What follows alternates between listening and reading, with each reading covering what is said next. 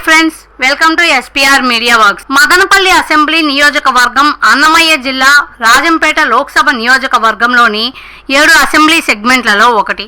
ఈ నియోజకవర్గం 1951లో ఏర్పాటైంది.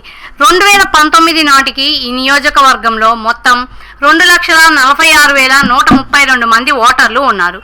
గత ఎన్నికలలో వైసీపీ అభ్యర్థిగా పోటీ చేసి గెలిచిన మహమ్మద్ నవాజ్ బాషా ప్రస్తుతం ఈ నియోజకవర్గం యొక్క సిట్టింగ్ ఎమ్మెల్యే. మదనపల్లె అసెంబ్లీ నియోజకవర్గం విషయానికి వస్తే ఈ ప్రాంతం కేవలం వర్తక వాణిజ్యాలకు కేంద్రం మాత్రమే కాదు, రాజకీయంగానూ కీలకమైనది. మదనపల్లి లేకుండా ఉమ్మడి చిత్తూరు జిల్లా రాజకీయాలను అస్సలు ఊహించలేం.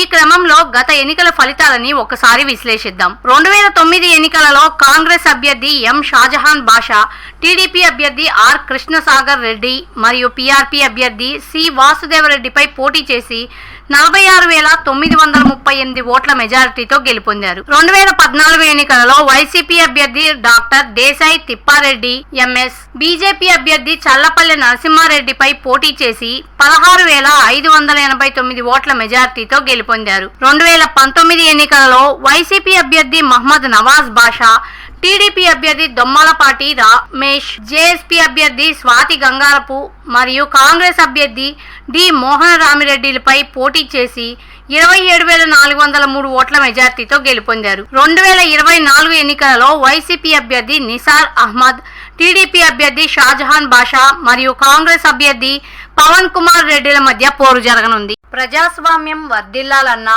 మన జీవితాలు తలరాతలు మారాలన్నా అది కేవలం ఒక్క ఓటుతోనే సాధ్యం. మనం వేసే ఓటు మన భవిష్యత్తును, రాబోయే తరాల మనుగడను నిర్ణయిస్తుంది. అంతేకాదు, మన ఓటుతోనే నవ సమాజం నిర్మితమవుతుంది, ఇంకా దేశ దిశ దశను మారుస్తుంది. ఓటు అనే 2 అక్షరాల పదం దేశ చరిత్రనే మార్చేస్తుంది. కేంద్ర ప్రభుత్వం జనవరి 25ను జాతీయ ఓటర్ల దినోత్సవంగా ప్రకటించింది. కుల, మత, ప్రాంత, లింగ, జాతి, భాష అనే భేదం లేకుండా దేశంలో నివసించే 18 సంవత్సరాలు నిండిన పౌరులు అందరికీ భారత రాజ్యాంగం ఆర్టికల్ 326 ద్వారా ఓటు హక్కును కల్పిస్తుంది. ప్రజాస్వామ్యాన్ని గౌరవించాల్సిన బాధ్యత ప్రతి పౌరుడిపై ఉంది. ప్రజాస్వామ్యానికి ఓటే పునాది. దేశ, రాష్ట్ర భవిష్యత్తును నిర్ణయించేది ఈ ఓటే. అలాంటి ఈ ఓటును డబ్బుకు, మద్యానికి అమ్ముకోకుండా భారత ప్రజాస్వామ్య పరిరక్షణ కోసం ప్రతి ఒక్కరూ తప్పనిసరిగా తమ